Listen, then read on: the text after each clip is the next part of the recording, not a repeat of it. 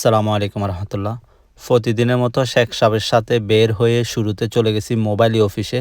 আজকে আমার সাথে একটা ঘটনা হয়ে গেছে, অনাকাঙ্ক্ষিত ঘটনা। আমি পোস্টপেড সিম ব্যবহার করি, সেক্ষেত্রে আমার মোবাইলে মাসিক বিল আসছে। তো আমি প্রতিবারের মতোই আমার ব্যাংকের হিসাব থেকে আমি বিলগুলো পরিশোধ করে দিই। বিল পরিশোধ করার পরেও সিমটা অ্যাক্টিভ হচ্ছিল না। আমি সারাদিন অপেক্ষা করছি, রাতের বেলা মোবাইলে অফিসে গেলাম।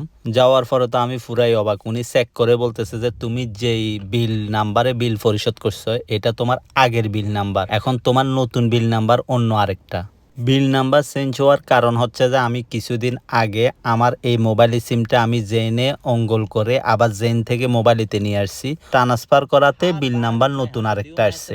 তখন নতুন বিল নাম্বারের কোনো পেপার আমাকে দেয় নাই, আমিও নিই নাই। সেক্ষেত্রে আমি এই মাসে যখন পুরাতন হিসাবে পেমেন্টটা করে দিছি, তাই আর নেটটা ওপেন হয় না। কিন্তু এখানে আরেকটা সমস্যা হয়ে গেছে কি, আমার সিমে ঠিকই এসএমএস আসছে যে আমি বিল পেমেন্ট করছি সবকিছু, বাট ওই যে আপনার বিল নাম্বারটা চেঞ্জ হওয়াতে মোবাইলে এসএমএস আসছে, কারণ এটা আগের সেম নাম্বারে বিল নাম্বার, তাই এসএমএসটা আসছে, বাট বিলটা পে হয় নাই। পরে আর কি করা, আমি যে অ্যাকাউন্ট থেকে বিলটা পে করছি ওই অ্যাকাউন্টের মানে ওই বিলটার যে মেমোটা ওইটা আমি পিন করে আবার মোবাইল অফিসে গিয়ে ওনাদের থেকে একটা রিকোয়েস্ট পাঠাইছি।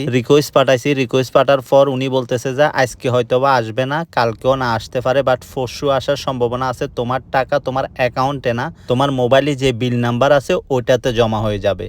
যাই হোক, অবশেষে টাকাটা আসলেই হলো। নিজের ভুল বলেন বা মোবাইলে অফিসের ভুল বলেন, দুইজনের ভুলের জন্য একটা ফেরার মধ্যে পড়ে গেছিলাম আজকে সারাদিন। এইসব দৌড়াদৌড়ির মাঝেও শেখ সাহেবের কাজগুলা সারাইছি। মোটামুটি আজকের জন্য এতটুকুই। সবাই ভালো থাকবেন, ইনশাল্লাহ আবার দেখা হচ্ছে। আসসালামু আলাইকুম।